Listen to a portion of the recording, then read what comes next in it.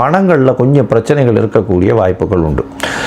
மொத்தத்தில் பார்க்கும் பொழுது இந்த தனுசு ராசிக்காரர்களுக்கு ஏற்றமான காலம். குரு உங்களுடைய ராசிக்கு சமசப்தமத்தில் இருந்து இருக்கிறதுனால உடல் நலத்தில் ஏற்றம், தீர்க்கமான சிந்தனை, எல்லா விஷயத்திலும் வெற்றி பெறக்கூடிய வாய்ப்பு இருந்தாலும் அர்த்தாஷ்டம சனி இருக்குது. அதனால் கொஞ்சம் ஜாகிரதையாக, அலைச்சல் கொஞ்சம் அதிகமாக இருக்கும். தாயின் உடல்நிலையில் சற்று பின்னடைவு இருக்கக்கூடிய வாய்ப்புகள் நிச்சயமாக இருக்கும். இந்த வருஷத்தில் பண வரவிற்கு பஞ்சம் இருக்காது. வீடு மனை வாங்கினீங்கன்னா ரொம்ப ஜாகிரதையாக லீகல் இஷ்யூஸ் எல்லாத்தையுமே பார்த்து கொஞ்சம் எடுக்கிறது ரொம்பவே நல்லது.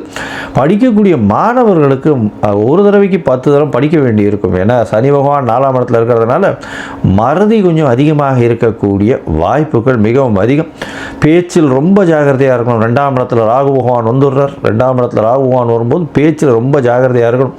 கேத்து 8ஆம் இடத்துல இருக்கும்போது ரொம்ப ஜாகிரதையாக இருக்கணும். உடல் நலத்தில் ரொம்ப கவனமாக இருப்பது ரொம்பவுமே நல்லது. உடல்நலம் நலமாக இருக்கும். இருந்தாலும் 8ஆம் இடத்தில் கேத்து பகவான் இருக்கும்போது பிரச்சனையை உடல் நலத்தில் நிச்சயமாக காட்டுவார். அது தவிர ஆஸ்பத்திரி போகக்கூடிய வாய்ப்புகளும் உண்டு. ரொம்ப ஜாகிரதையாக இருக்கிறது நல்லது.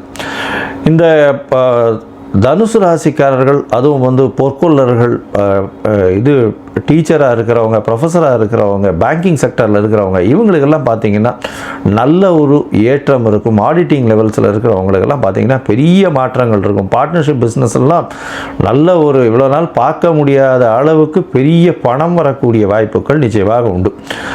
நீங்கள் ஒரு தடவை குருவாயூர் போயிட்டு வாங்க. ஏன்னா குரு பகவானுக்கே குருவாக இருக்கக்கூடியவர் அங்கே. அதனால் குருவாயூர் அப்படின்னு பெயர்.